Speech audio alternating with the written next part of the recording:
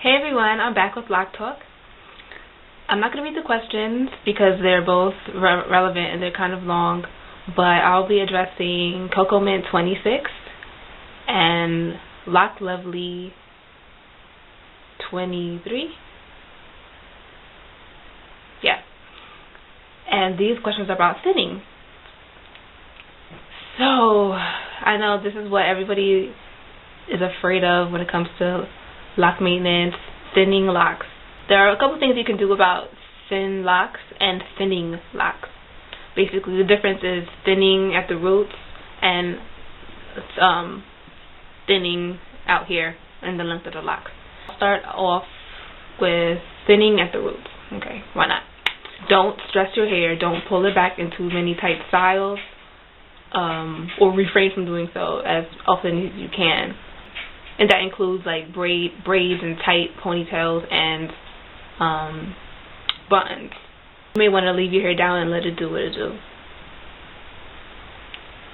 2, you may want to use some thickening oils, such as Jamaican black castor oil.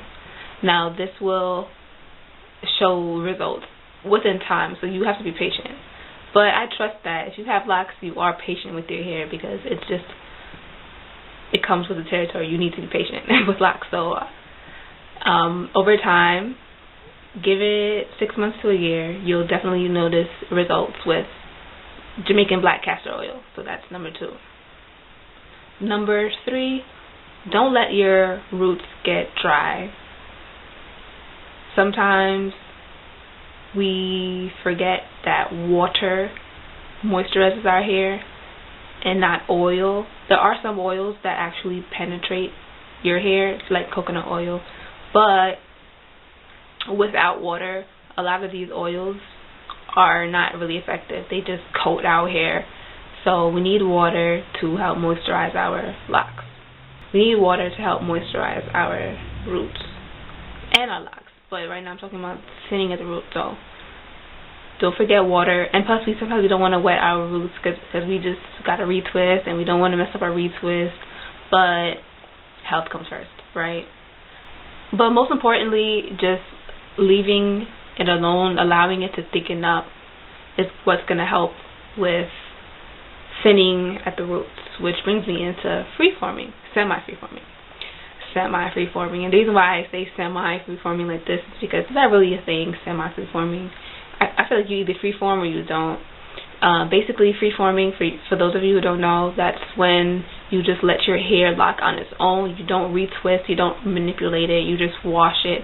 And some people would like snap it, basically separating. And some people don't even do that. Sometimes our locks separate on their own, or they grow together into one or a few locks, whatever you're into. So basically, semi-free-forming, as people like to call it, is when you don't retwist that often. Like, you don't retwist like clockwork, you know what I mean? A lot of people retwist every 2 weeks or once a month. A lot of semi-free-formers will go several months without retwisting. And if you are experiencing thinning at the roots, I definitely recommend that you dip and dabble into semi-free-forming. Don't retwist for a while. Your roots need to strengthen up. So just let them grow, take care of them, give them water, like the plant, water it, oil it, sunlight, all of that. For those experiencing thinning at the length of your locks, then I suggest combining. I have a couple combined locks. This one I combined fairly early in my journey. As you can see, it's like, let me get closer. As you can see, it's one lock for the most of my lock. It might be kind of hard to tell because I do have a braid out right now, but this is one lock, and then at the end, it's 2. And this lock was giving me problems. I thought it was too thin for the placement of it, so I definitely decided to combine it with the neighboring lock, and that's that. I don't really mind it, so I just left it like this. A lot of people do end up sewing it together, but I didn't do that. And I have one that I combined more recently. Actually, it's been combined for about a year now. but I keep this on it to help it stay together.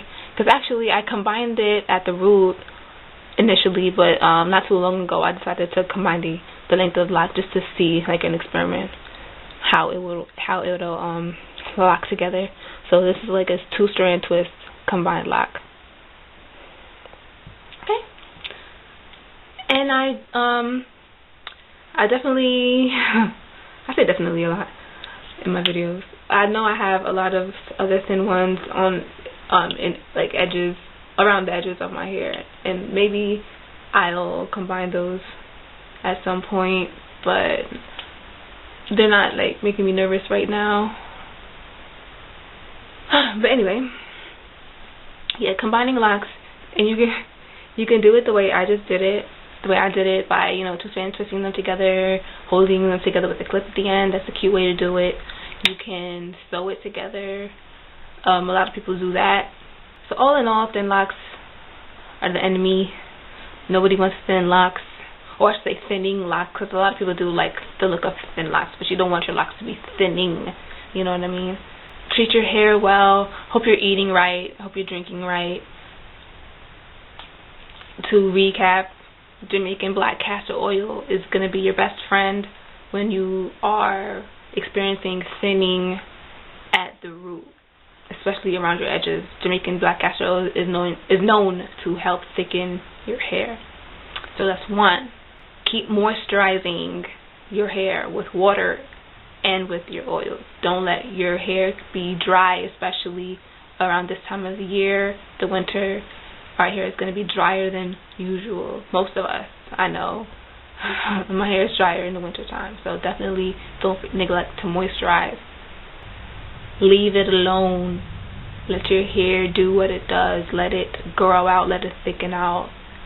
Semi-free form if you want. Don't style it too tightly. I think that's everything that I had mentioned, and combining all those things will help combat thin locks. It'll help cure and it'll help prevent. So I hope that helps, ladies, and anybody else experiencing thinning locks. I hope this video helped. Stay tuned for my next videos. Later.